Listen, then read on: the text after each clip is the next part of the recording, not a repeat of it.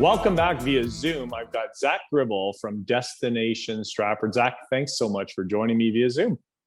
Thank you so much for having me.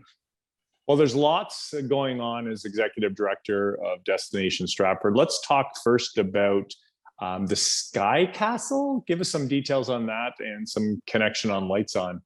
Sure. So this is our second annual Lights On Stratford Festival of Winter Lights, and we're really excited this year to up our game and grow this festival. It came out of the pandemic as a response last year and continues to be about economic recovery and broadening our tourism offering into the winter season for Stratford and the region. The theme this year for Lights on Stratford is Journey, which we thought was really exciting in that we are starting to finally, coming out of this pandemic, be able to journey to places. And our main light display for Market Square, which is one of the locations that we're featuring prominent light displays, is journeying all the way to us from Australia. This will be the North American premiere of this particular installation. It's called Sky Castle, and it is absolutely huge in scale and footprint. It's about 20 meters by 20 meters and 5 meters tall. And it's a series of 20 lit colored arches that you can walk through, and it has equipment that senses where you are, and there's a soundscape that is interactive depending on where you are moving through this interactive display. So it's kind of like it was purpose-built for Market Square. It fits in there beautifully, and we're really excited about this particular installation this year. Well, so you should be. The other one that I'm really excited about is Patterson Island. Is absolutely spectacular. Tell me about the improvements on lighting that you've done there this year. Sure. So this summer, we actually added a pop-up light display to Patterson Island, and that was to support Stratford al fresco as well in our outdoor dining program.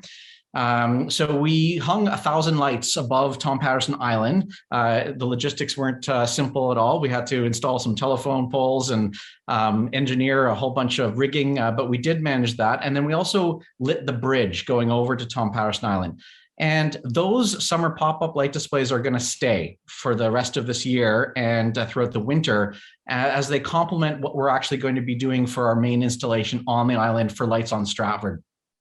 And that is a journey to the stars. And if you'll recall, a few years ago, Stratford Summer Music brought the Museum of the Moon with a giant inflatable moon onto the island, which was just fantastic and amazing. And so we were brainstorming, how could we one-up that? And we decided the only thing we could do was bring the universe. So we're going to have the complete universe with the giant sun in the center, and then the planets of the solar system wrapping around the island in orbit of the sun.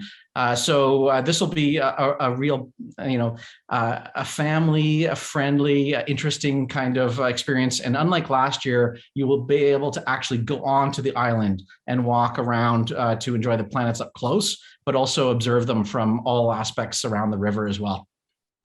Zac, yeah, you don't do anything small. The other thing that I love is the bacon and ale trails, but there's now an audio component. Can you tell us about that and maybe some culinary stuff that connects to it? Sure. So, our culinary trails are again proving to be extremely popular. And earlier in the year, we added some audio self-guided trails for people to take, which was a very sort of pandemic-friendly activity. So people could experience our city and our region with audio-led tours on their own. So we also are focusing on things that will last post-pandemic. And these audio tours have been so successful that we decided to add them as an element to our culinary trails, where you can go and actually visit culinary providers on our chocolate trail and our bacon and ale trail. And soon our Christmas trail will be launching in November as well. So these have audio components that support them. And it's been a lot of fun working on these audio trails. For many of them, we work with Stratford Festival actors to do the voiceovers, which is just phenomenal. We just launched one in partnership with Stratford Festival about Tom Patterson, the founder of Stratford Festival, and it's a delightful audio tour. The neat thing about these tours is that you don't have to be in Stratford to take them. You can experience them for free online. So a lot of people do research before they come here, or they whet their appetite and decide, yep, Stratford's a destination of choice, we will come, driven by these audio tours. Well, Zac, thank you very much for making Stratford a continued wonderful destination. Everything you're doing at the Destination Stratford. Thanks again, Zac, for joining me. It's been my pleasure.